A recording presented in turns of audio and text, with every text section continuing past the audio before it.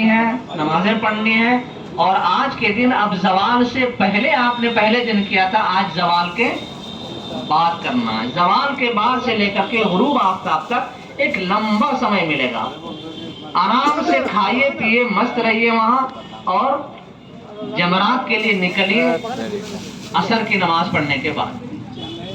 زوال کے بعد سے آرام کیجیے، آپ دھوپ بہت تیز ہے، پہلے جانا چاہے جا سکتے ہیں، لیکن اب عصر کی نماز سے مغرب کی نماز میں وہاں فاصلہ لگ بھگ 2.5 گھنٹے کا رہے گا۔ یہاں جیسے ہم عصر کی نماز آج 5 بجے پڑھیں گے نا، اور مغرب کی نماز 6:15 بجے، کتنے بجے؟ 1 گھنٹے کا فاصلہ ملا۔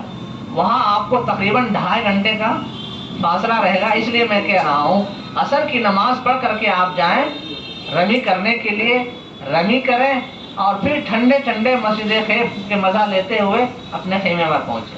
یہ 11 تاریخ، یاد رکھیں کہ 11 تاریخ کی رمی تینوں جمرات کی ہوگی۔ پہلے دن صرف ایک کی ہوئی تھی، 11 کو تینوں کی ہوگی۔ وہاں پر پہلے دن تو ظاہر بات ہے وہ بڑے جمرات کی رمی ہوگی اور دونوں باندھ دیے جائیں گے، آپ کوئی آدمی جائے گا ہی نہیں، ادھر راستہ بلاک رہے گا تو کوئی سمجھ میں نہیں آئے گا، جانا ہی نہیں آپ کو۔ دوسرے دن آپ لوگ دیکھیں گے اسی ترتیب سے لوگ جائیں گے اور آپ کنکری ماریں گے، اپنے واپس آئیں گے۔ سیم یہی کام آپ کو 12 کو بھی کرنا ہے۔ 12 کا بھی کیا کام ہے آپ کا؟